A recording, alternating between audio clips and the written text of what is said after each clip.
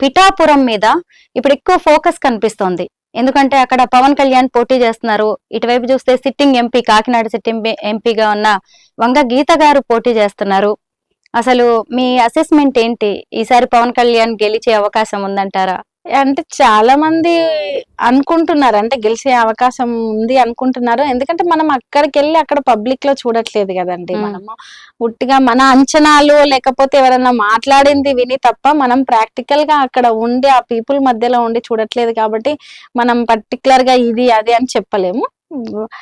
గీత గారి మీద కూడా అంటే ఒక ఉమెన్ ఇంతకు ముందు లోకల్ కొట్లాడిరు అనేది ఉంది, పోటాపోటీ నడుస్తుంది అని విన్నాము. కొన్ని కొన్ని అటు ఇటు అవుతున్నాయని కూడా విన్నాము.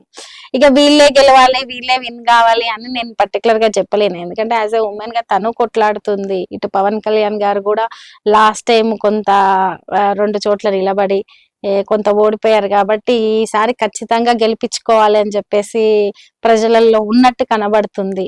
ఇక ఎవరు గెలుస్తారు ఏంది అనేది అక్కడ పిఠాపురం ప్రజలు తేల్చాలి. నేను ఒక ఫన్నీ క్వశ్చన్ అడుగుతాను. పవన్ కళ్యాణ్ కున్న వెయిట్ ఏంటో, అసలు ఆ సెలబ్రిటీ స్టేటస్ ఏంటో, ఆయనకున్న ఫాలోయింగ్ ఏంటో మనకు అందరికీ తెలిసిందే.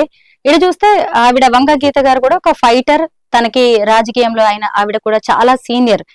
అయితే మీకు గనక పిఠాపురంలో ఓటు హక్కు ఉంటే ఎవరికి ఓటేస్తారు?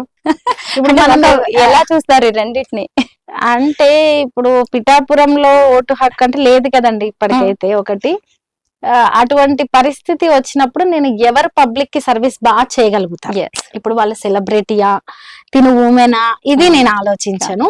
వాళ్ళ వర్క్ చూస్తాను, వాళ్ళ ఆలోచన చూస్తాను, వాళ్ళు ఏ రకంగా పనిచేయగలుగుతారు, చెప్పింది ఇంప్లిమెంటేషన్ చేయగలుగుతారా లేదా, అంటే చేసే అంత ఉందా, లేదు కొన్ని ఎమోషన్ గా ఏదో చెప్తున్నారా, అట్లా కాకుండా నేను వీళ్ళు చేయగలుగుతారని నమ్మితే అది ఎవరైనా ఇస్తానండి. ఇటు సెలబ్రిటీయా అటు ఉమెనా అని ఆలోచించను, అలా చేసే వాళ్ళకి ఇస్తాను.